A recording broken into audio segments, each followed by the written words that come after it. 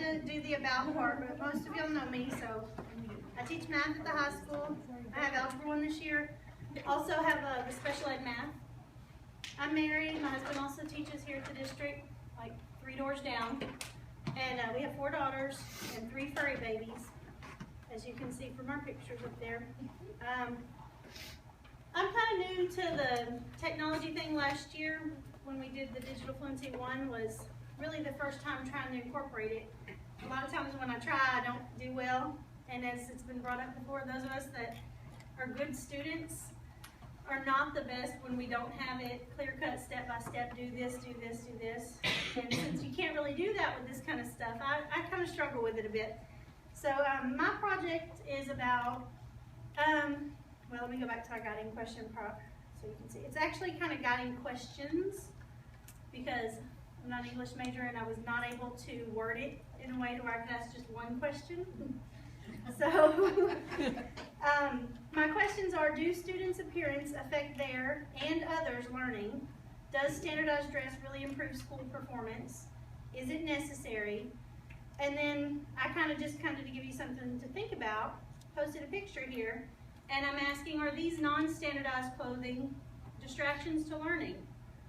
As a mom of daughters, that's why I picked a photo with girls, plus girls have a bigger variety of what they wear in general. I thought it was more appropriate to focus on them. I mean, you don't generally have a teenage boy wearing shorts that are too short, or a tiny skirt, or cleavage showing. So those are the issues that I address here. None of these clothes, not one single girl up here could walk into our school and be okay. And my question is, does the research support that that's not okay? Or does the research not support it, but we use those rules anyway? So, I don't know if the pen, does the pen work on the board? No. Okay. Right, it's not plugged in. Right. So, oh wait, I have a link down here. The first thing I did was a thing link. And I started with the same picture. I'm not going to focus too much on this because the research is out there, but I do have a link here that has a good kind of a list of basically all the other things I researched were all included in this same list here. There was nothing new said. So this list here lists all the things that people that are for it say and all the things people are against it say. Pros say school uniforms deter crime and increase student safety. Uniforms keep students focused on their education, not their clothes. They create a level playing field among students, reducing peer pressure and bullying. Wearing uniforms enhances school pride, unity, and community spirit. They may improve attendance and discipline. They can save valuable class time because they're easier to enforce than a standard dress code. School uniforms prevent gang colors and insignia. Make getting ready for school easier. Can save parents money. I'm not so sure about this one, but it says most parents and educators support uniforms. This is where I'm finding that it's hard to trust the experts when they disagree. Students' legal right to free expression remains intact. Students dressed in uniform are better perceived by students and peers, teachers and peers, and they can express their individuality in other ways besides their clothes. So that's what the experts, and I'm using air quotes here even if you don't see them, say about the pros. And while I can read that and I can see logic in some of it, the people that are also experts have a con list here that I can see way more for me personally. School uniforms restrict students' freedom of expression, promote conformity over individuality.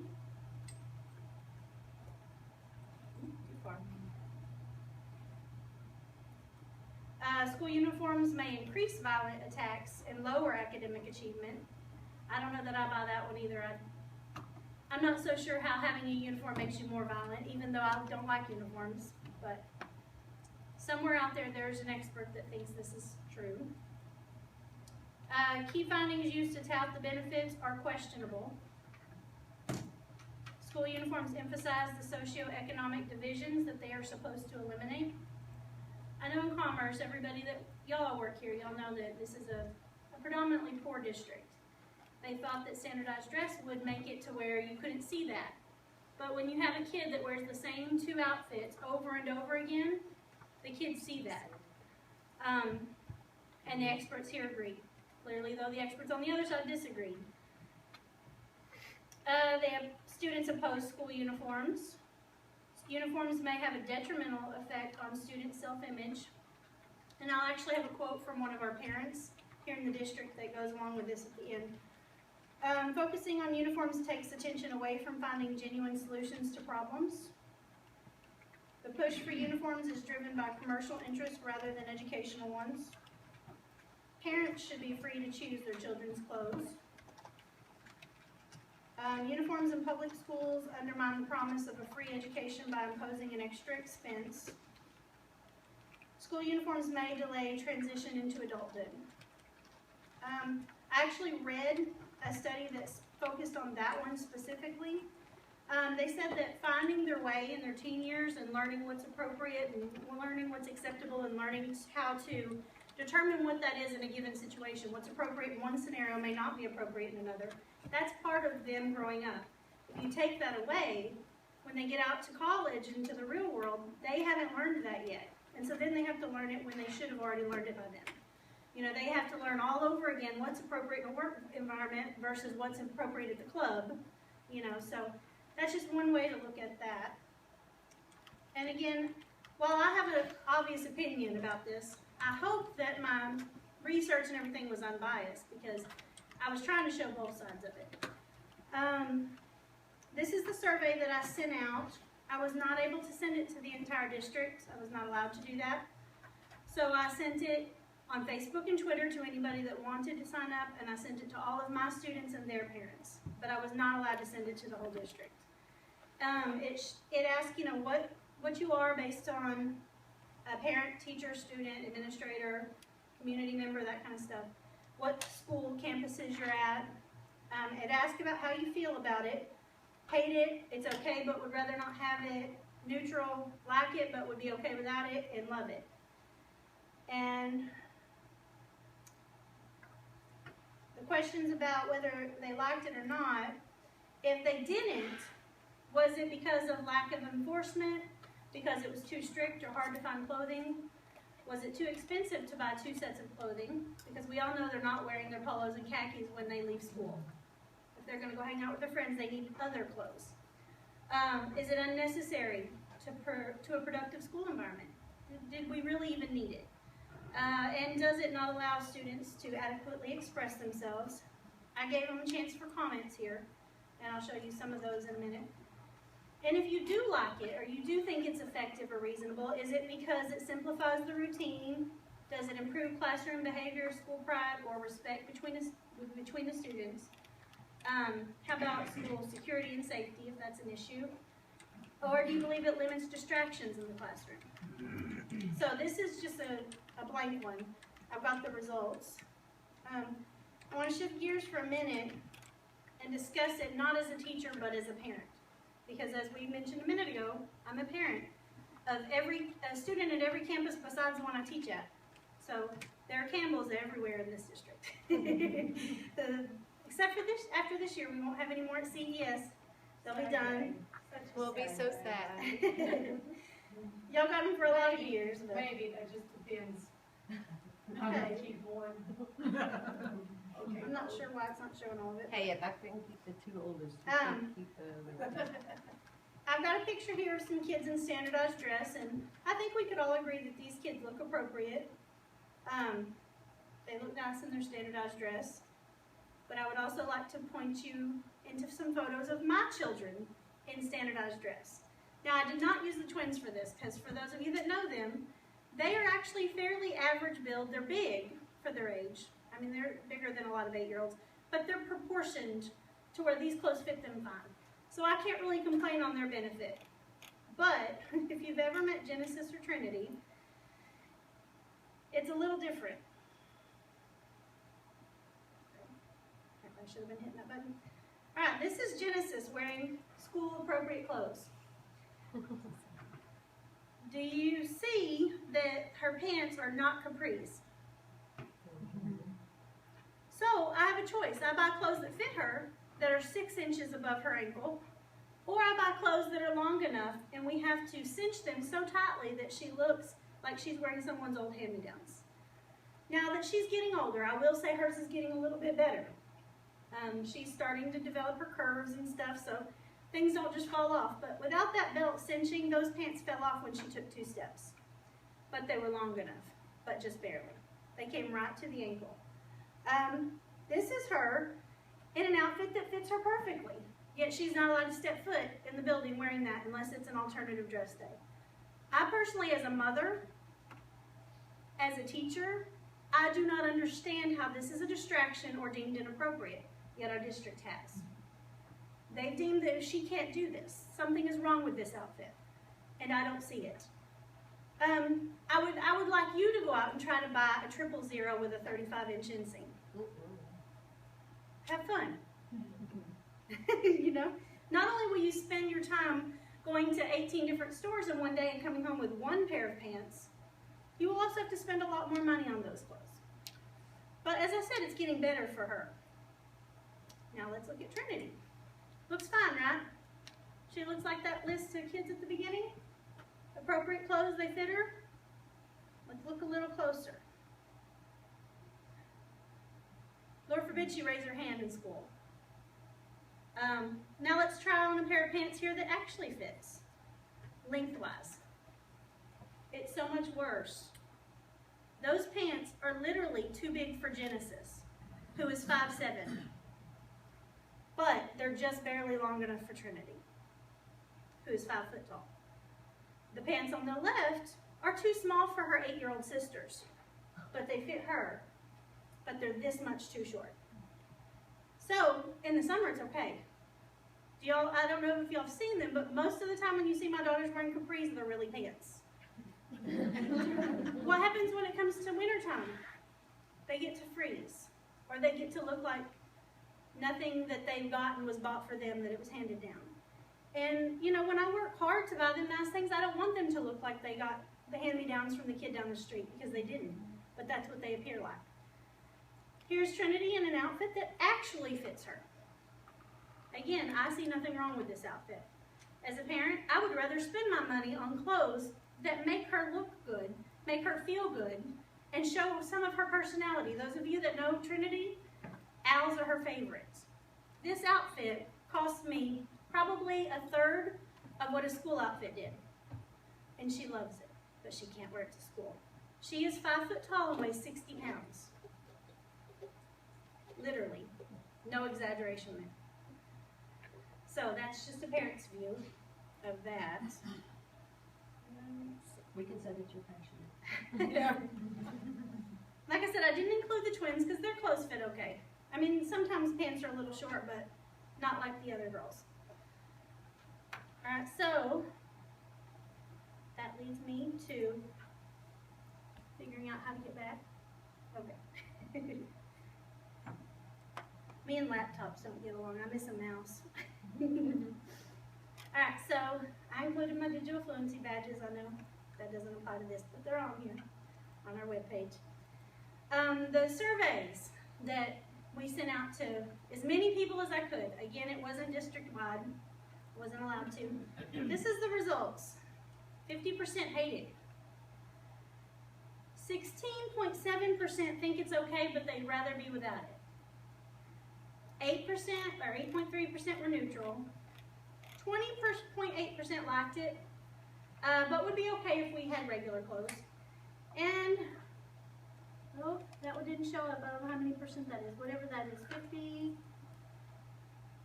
it's about 5%? Yeah, I know. I'm thinking it's about 5%. I don't know why I didn't print that one. 5% loved it. I'm sorry, but if 95% would be okay without it or love to be without it, I don't understand why we have it. Now, I realize not everybody was part of this survey, but I did not edit who it went to try to fit my goals. I put it on Facebook, I put it on Twitter, I sent it to all of my students, all of my parents, and all of my friends at school sent it to people they knew. So I really did not try to aim for people that agreed with me. Although I'm also making my opinion clear. All right, so individual questions about that. I did combine the columns that said agree or strongly agree, disagree and strongly disagree, because I wanted to make it simpler to look at. 58% disagree that it simplifies routine. Only 29% agreed. So that's about a quarter, a little more, almost a third. As far as improving school safety and security, 55% disagreed, and only 22% agreed that it would improve our school safety. Limit distractions in class, 61% said no, and only 27% said yes. Lack of enforcement. And I realize this is a school issue and not so much of whether the dress code is good or bad. But if you had a simpler dress code, like your shorts and skirts had to be a certain length, that's one rule. Pants can't sag and show your drawers, that's 2 rules. No showing your tummy or your back, that's 3 rules. No low-cut cleavage, that's 4 rules. Our dress code is 2 pages, you know, 1 front and back, not 2 pages front and back, but that's a lot more rules. I think if it was as simple as looking at your kid and saying, is anything showing that shouldn't be, we would be able to move on a lot quicker than, oh wait, no, slides, wait. No, those are leggings, those aren't khakis. Let me see your collar, let me see your collar. Is your shirt tucked in? Now granted, we've got away from the belt, but it's so much more tedious for teachers. Every time they call it over the intercom, class stops. And then if the kid has something inappropriate, they argue. So then you have to write a referral because they don't want to leave the room and go change. As a teacher, that one's probably the worst. Improving classroom behavior, school pride, and respect. Almost 65% disagree that it helps. Only 5% agreed. I'm not sure why the little ones is not fitting. I guess it couldn't fit on there. Too strict or hard to find clothing. 50% agreed that it's hard to find the standardized dress for everybody. Now this one did have more that liked it on this one. 36%, that's the highest so far. So a lot of the parents, more than the other questions, think that it's not too strict or hard to find clothing. But still half think it is. Unnecessary for a productive school. Now in the individual surveys, I was able to see what individual people put. Out of the ones that did like the standardized dress, most of them still thought it was unnecessary for a productive school environment. And isn't that why we're here? To have a productive school environment. 68% thought it didn't allow the students to express themselves. And I think I put that one on there twice, lack of enforcement. That was an accident. So, based on our parents and our students and our coworkers, as far as those that were able to answer this, they don't like it. At most, a third thought it was okay in some of the cases. So I realized that we voted years ago and voted it in, but those people aren't here anymore. The people that voted, how many years ago has that been? Whoa. Not 10 or 12. Okay, most of those people aren't even in this school anymore, so maybe it could warrant a more frequent vote, you know, because our students that were here when that was voted are not here anymore.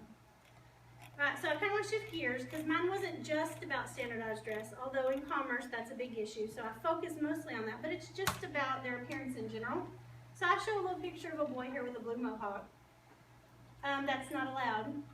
Can't have a mohawk, can't have blue hair because it's a distraction to other students. Some of the facial hair, which I realize our boys are allowed to have like mustaches and beards and stuff, but like if they had a pattern in it or something, that's not allowed. Tattoos, piercings, you know, other than your ears, none of those are allowed.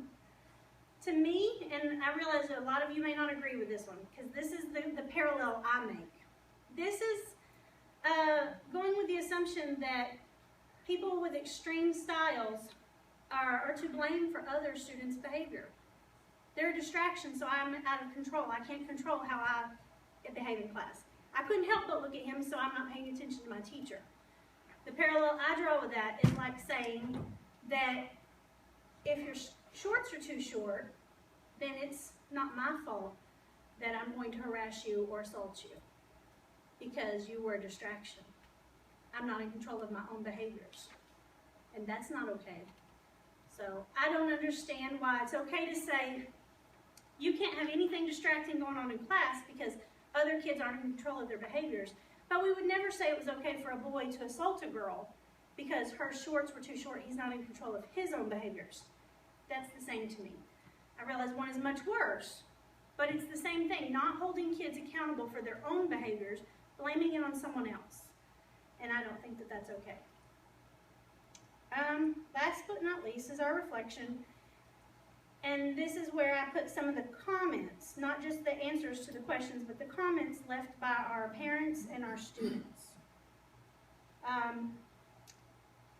My concern is mostly for my daughter, and no, this was not me. She is slightly chubby, not terribly, but enough that she has a little belly. Tucking in a polo shirt is very unflattering for her shape. There are plenty of clothing styles she would wear that would be school appropriate, that would not leave her in tears every morning, and would not be so damaging to her self-esteem. She is certainly not the only little girl in this position.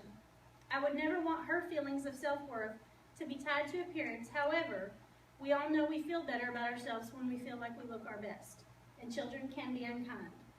I also feel that maintaining the school wardrobe plus an after-school weekend wardrobe is very expensive. I have 4 children. I don't think the discipline statistics support the contention that school uniforms reduce disruption. There are too many ways to violate the dress code. Teachers don't have enough time to teach the content they need to teach in the first place, much less to be a dress monitor. If the schools are capable of enforcing a standardized dress code, why are they not capable of enforcing a regular dress code? I do not believe schools should have this much control. I'm not going to read every single one. I will read one that likes it, because that's all there was, one comment out of all of these that liked it. And I did not edit these, and I did not skip any. I put all of the comments. All right, let's find it. All right, here's the one. This is the one that liked it. Uniform dress allows students who are not taught proper dress at home to have a good foundation in their professional lives. Tucking shirts and belts becomes a habit. Parents have less clothing, fights in the morning, and schools can utilize free dress days as rewards and incentives. That's it. Now, I put this on our Digital Fluency community page, so if you want to read all of them, they're there. But out of all the comments from teachers, community members, other staff, students, and parents, one comment was in favor. One. Yes. I think you should read the one. She had several comments because I looked at everything. There are a couple of, I think they're girls, weren't they, that talked about being bullied or being made fun of because they looked ugly. And they look kind of tearful.